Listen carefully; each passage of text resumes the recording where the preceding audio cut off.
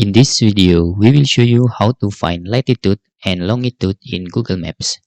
To find the latitude and longitude in Google Maps, it's very easy. For example, you can zoom until the beaches, okay?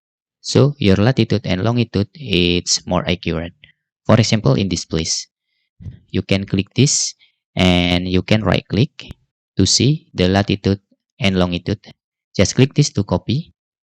And when you open the notepad and you can paste them, okay, after you paste, you will find this is contain two number. One is latitude and this is longitude. Okay, this is latitude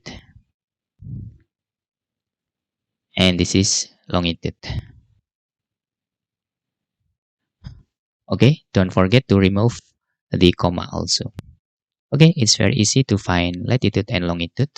For example, you moving into another, for example, in here, you can directly right click, or it's better you have the sign with left click and right click in there, and you can copy and you will find the latitude or longitude again.